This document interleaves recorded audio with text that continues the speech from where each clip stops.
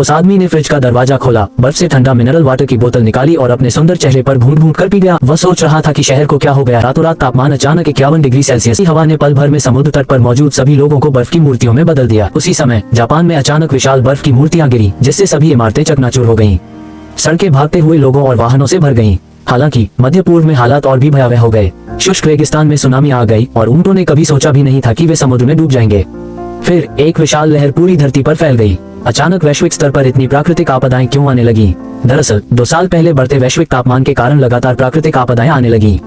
एक ही दिन में भीषण गर्मी से लाखों लोगों की मौत हो गई, जिससे मानवता को भारी आघात पहुंचा। इसलिए विश्व नेताओं ने तुरंत एक आपातकालीन बैठक बुलाई, जिसका उद्देश्य अपने स्वार्थों को दरकिनार रखते हुए पृथ्वी को बचाने और मानवता को संरक्षित करने के लिए मिलकर काम करना था। विभिन्न देशों के वैज्ञानिकों के संयुक्त प्रयासों से एक आपदा नियंत्रण प्रणाली विकसित की गई। उन्होंने हजारों उपग्रहों को लॉन्च किया, जिससे एक वैश्विक उपग्रह नेटवर्क बना, जिनमें से प्रत्येक को विभिन्न क्षेत्रों में जलवायु परिवर्तन के लिए विशेष रूप से डिजाइन किया गया था। नीदरलैंड्स में स्थित साउथ सीज नामक अंतरिक्ष स्टेशन द्वारा निगरानी किए जाने वाले ये छोटे उपग्रह आपदाओं के समय मानवता को निष्क्रिय होने से बचाने के लिए डिजाइन किए गए थे। हालांकि अप्रत्याशित रूप से 2 साल बाद उपग्रह नेटवर्क अचानक खराब हो गया, जिससे पृथ्वी पर कई आपदाएं आ गईं। इन आपदाओं से बाल बचकर अजू ने कारण का पता लगाने के लिए तुरंत मौसम नियंत्रण उपग्रह नेटवर्क पर लॉगिन किया। उन्होंने पाया कि एशियाई अंतरिक्ष स्टेशन के प्रमुख होने के नाते उनकी पहुंच समाप्त हो गई थी। उन्होंने तुरंत नीदरलैंड्स में स्थित साउथ सीज के प्रमुख अवेई से संपर्क किया, लेकिन उन्हें ये जानकर आश्चर्य हुआ कि अवेई के पास भी उपग्रह प्रणाली तक पहुंच नहीं थी। ऐसा हुआ और उन्होंने अवेई को उसके भाई डेविड, जो अंतरिक्ष स्टेशन का डिजाइनर था, को खोजने के लिए भेजा। स्थिति की गंभीरता का पता चलने पर डेविड तुरंत अंतरिक्ष स्टेशन के लिए रॉकेट में सवार हो गया। हालांकि चीजें उम्मीद के मुताबिक सुचारू रूप से नहीं हुई। डेविड जैसे ही खराब उपग्रहों का निरीक्षण करने वाला था, रोबोटिक भुजा अचानक और रही को अपने भाई डेविड को ढूंढने के लिए भेजा, जो अंतरिक्ष स्टेशन का डिजाइनर था। घटना का कारण पता चलने पर डेविड तुरंत अपने अंतरिक्ष यान से अंतरिक्ष स्टेशन के लिए रवाना हुआ। हालांकि डेविड जब खराब उपग्रह का निरीक्षण कर रहा था, तभी रोबोटिक भुजा अचानक नियंत्रण से बाहर हो गई। अंततः भीषण टक्कर में उपग्रह ने मौके पर ही जवाबी हमला किया और उसमें संग्रह में नहीं समाया था, बल्कि संचार कार्ड के सिग्नल केबल में फंस गया था। इससे डेविड को नई उम्मीद मिली। फिर वह और महिला स्टेशन मास्टर ने अंतरिक्ष सूट पहने और खोए हुए हैच को वापस लाने के लिए अंतरिक्ष स्टेशन के बाहर अपनी जान जोखिम में डाली। लेकिन जैसे ही वे लौटने की तैयारी कर रहे थे, एक और दुर्घटना हो गई। डेविड का स्पेस सूट अचानक नियंत्रण से बाहर हो गया, जिसके कारण वह लड़खड़ाकर अंतरिक्ष स्टेशन पर जा गिरा।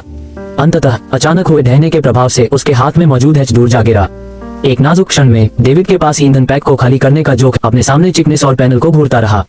स्टेशन में सभी को लगा कि डेविड का अंत निश्चित है। हालांकि अंतिम क्षण में डेविड किसी तरह सौर पैनल के किनारे को पकड़ने में कामयाब रहा और चमत्कारिक रूप से बच गया। अप्रत्याशित रूप से डेविड पहुंचाने और एकमात्र सुराग हैच पैनल को खोने के लिए दोषी ठहराया। हालांकि अंदर क्या था ये जानने के लिए डेविड ने उन्हें यह नहीं बताया कि उसने वह कठोर पैनल प्राप्त कर लिया था। डेविड और महिला स्टेशन मास्टर ने चुपके से हॉटबोर्ड पर मौजूद डेटा पढ़ा और पाया कि हैच में कोई खराबी नहीं आई थी, बल्कि किसी ने जानबूझकर दुर्घटना को अंजाम दिया था ताकि इसे छिपाया जा सके। डेविड का अनुमान सही निकला। वास्तव में कोई गुप्त रूप से उपग्रह के संचालन को नियंत्रित कर रहा था। डेविड ने लैंडिंग कर्मियों की जानकारी के बैकअप की जांच करने के लिए अंतरिक्ष स्टेशन के डेटाबेस में लॉग इन करने की कोशिश की, तो उसे पता चला कि उसके सिस्टम एक्सेस में सेंध लग गई है। उसने वीडियो कॉल के जरिए अपने भाई से संपर्क किया, लेकिन अपराधी को सतर्क करने से बचने के लिए डेविड ने सीधे तौर पर सच्चाई नहीं बताई, बल्कि सांकेतिक भाषा का इस्तेमाल करके उसे संकेत दिया। इसके बाद अवेई को आई लव यू का मतलब समझ आया। वीडियो फाइल में डेविड ने अवेई को बताया कि उच्च पदस्थ अधिकारी जानबूझकर सबूत नष्ट कर रहे थे। प्रोजेक्ट ज़्यूस नामक एक मिशन प्रेमिका से मदद मांगी, क्योंकि वह राष्ट्रपति का अंगरक्षक था और प्रोजेक्ट ज़्यूस की फाइलों तक उसकी पहुंच थी। हालांकि उसकी प्रेमिका ने कहा कि एक गुप्त एजेंट होने के नाते ऐसा करना नियमों का गंभीर उल्लंघन होगा। कोई और विकल्प न होने पर अवेई को उसे सच बताना पड़ा। पूरी मानवता की सुरक्षा के लिए उसकी प्रेमिका ने अंततः उसे फाइलों तक पहुंच प्रदान की। इसके बाद उन्होंने फाइलों में चौंकाने वाली सामग्री प्रोजेक्ट ज़्यूस को अंजाम देने वाले लोग पूरी तरह निर्दयी थे। उन्होंने जलवायु नियंत्रण करने वाले उपग्रह नेटवर्क को दुनिया भर के शहरों पर हमला करने के हथियार के रूप में इस्तेमाल किया और फिर इसे सिस्टम की खराबी बताकर छुपा दिया। डेविड ने उपग्रह के ठप होने का कारण खोज निकाला। अंतरिक्ष स्टेशन के सिस्टम में एक अज्ञात वायरस डाल दिया गया था। आपदा को रोकने के लिए वायरस को हटाना और सिस्टम को पुनः आरंभ करना आवश्यक था, लेकिन इसके लिए एक गुप्त पासवर्ड की आवश्यकता थी, जो केवल राष्ट्रपति के पास था। डेविड ने तुरंत अवेई से संपर्क किया और उससे राष्ट्रपति से पासवर्ड प्राप्त करने का अनुरोध किया, लेकिन वह सीधे तौर पर उन्हें पासवर्ड नहीं बता सका, क्योंकि उस समय अंतरिक्ष स्टेशन तक केवल अवेई की ही पहुंच थी और यह प्रबल संभावना थी कि अवेई ही इस साजिश का मास्टरमाइंड था। हालांकि बताया, उपराष्ट्रपति ने जलवायु उपग्रह में वायरस की घुसपैठ कर उसे आपदाएं पैदा करने और मानवता को नष्ट करने के हथियार के रूप में इस्तेमाल किया था।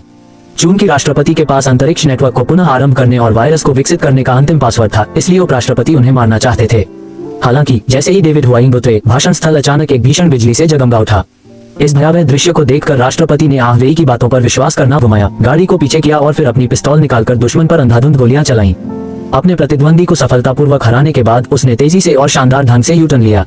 कार का ट्रंक खोला, एक रॉकेट लॉन्चर निकाला और अपने सहायक को पुल के निकास द्वार की ओर निशाना साधने का निर्देश दिया। एक भीषण धमाके के साथ राष्ट्रपति की कार पल भर में चकनाचूर हो गई।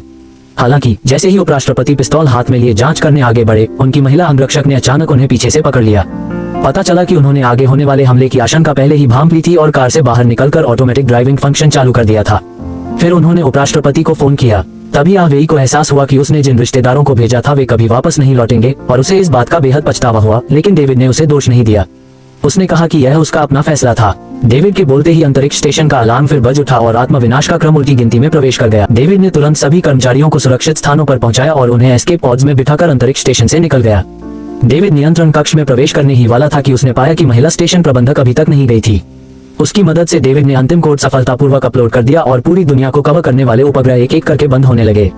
पृथ्वी का संकट आखिरकार सुलझ गया।